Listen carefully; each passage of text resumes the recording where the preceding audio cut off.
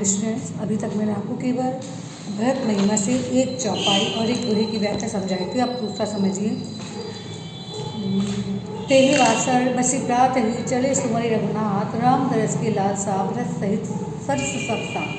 जब समस्त अयोध्या समाज भरत के साथ श्री राम को अयोध्या लौट चलने के लिए मनाने हेतु चित्रकूट की ओर अग्रसर है, तो उस समय समस्त अयोध्या वासियों के साथ जितने मंगलकारी शुभ शब्द होते हैं उन सब का वर्णन करते हुए कवि तुलसीदास जी कहते हैं कि तेहि वासर बसी प्रात ही।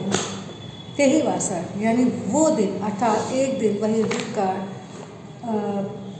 चले प्रातः ही, प्रातःकाल श्री राम को याद करके भरत आगे बढ़े। भरत की तरह ही अन्य लोगों को भी श्री राम जी के दर्शन की लालसा लगी हुई है। राम दर्श की लालसा भरत सरिस सब साथ। तो भरत के समान ही राम के दर्शन की लालसा सभी को लगी हुई है।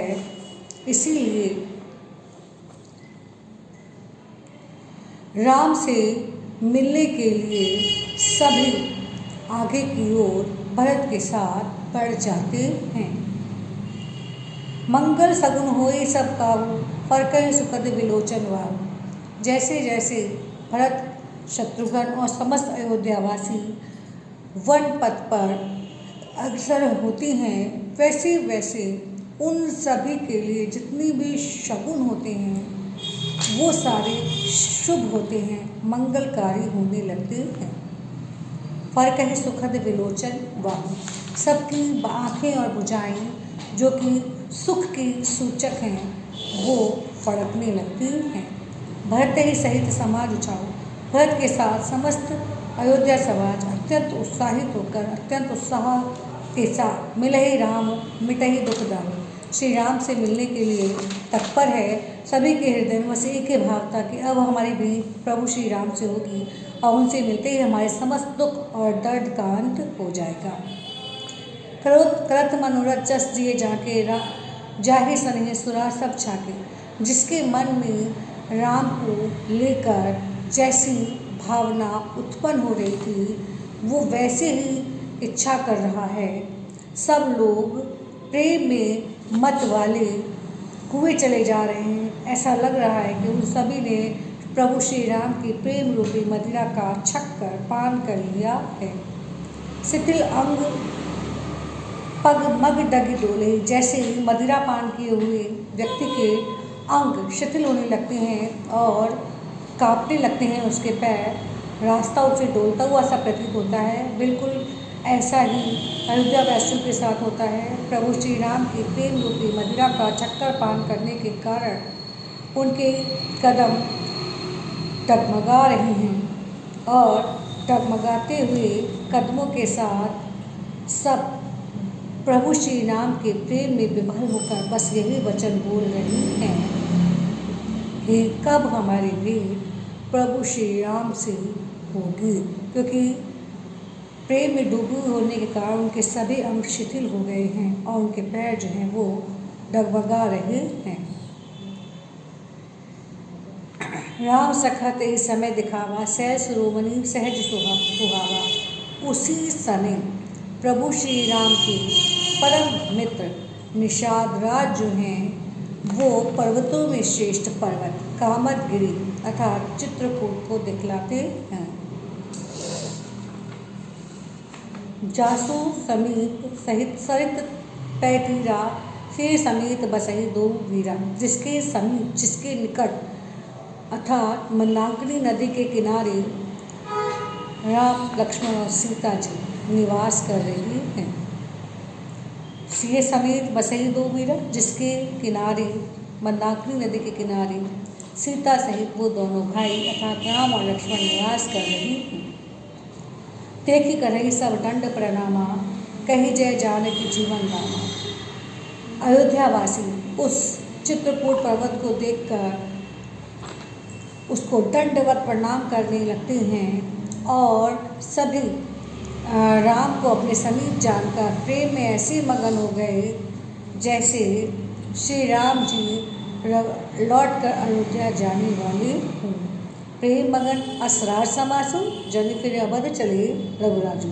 सभी राम के को अपने समीप जानकर उसे दंडवत प्रणाम करते हैं। राम के पति, राम के स्वामी, सीता के स्वामी श्री राम की जय जयकार करने लगते हैं और सब प्रेम में मगन अयोध्या समाज जो है वो अपने मन में एक ही भाव को धारण करता है, प्रेम में मगन हो जाता है इस भाव को धारण करके कि बस अब हमारे प्रभु श्री राम जो है वापस अयोध्या लौट कर चलने वाले हैं। तो प्रस्तुत जो चौपाई है इसमें राम के प्रति भरत के और प्रजा के अनन्य प्रेम को अभिव्यक्त किया गया है। रस शांत है, भाषा है अवधि, छंद है दोहा चौपाई, शैली है प्रबंधात्मक क्योंकि ये महाकाव्य है रामचरितमानस। अलंकार है इसमें अनुप्रास और उत्प्रेक्षा। भरत ते ही समय जस तस कही सकई न शीशु कबहि अगम गिनी जीवी ब्रह्म सुखो अहमम मलिन जनिषु।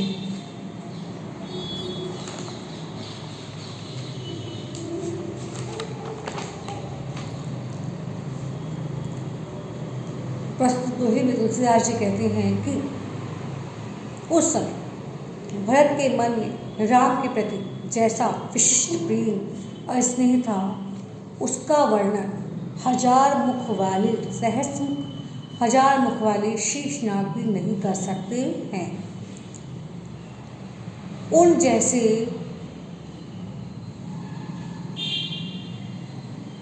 का वर्णन करने के लिए उन जैसे का वर्णन करना कवि के लिए अगम है, वैसे ही अगम है जैसे अहंकार और ममता से मलिन जो हृदय वाले व्यक्ति होते हैं उन मनुष्यों के ब्रह्म आनंद अर्थात परम ब्रह्म को प्राप्त करने का जो सुख है, जो आनंद है, उस आनंद को भोगना असंभव होता है क्योंकि जो व्यक्ति मोह माया में डूबा रहता है उसे कभी भी सच्चे सुख अर्थात परमानंद की अनुभूति नहीं होती। तो जैसे ममता और माया से मलिन मनुष्य को ब्रह्म सुख अर्थात परमानंद की अनुभूति नहीं होती, उसी प्रकार जैसा श्रेष्ठ आचरण भरत का प्रभु श्री राम के प्रति था उस आचरण का वर्णन करने के लिए कवि के पास शब्द नहीं थे। उनका जो आचरण है वो अगम है, अवर्णनीय है।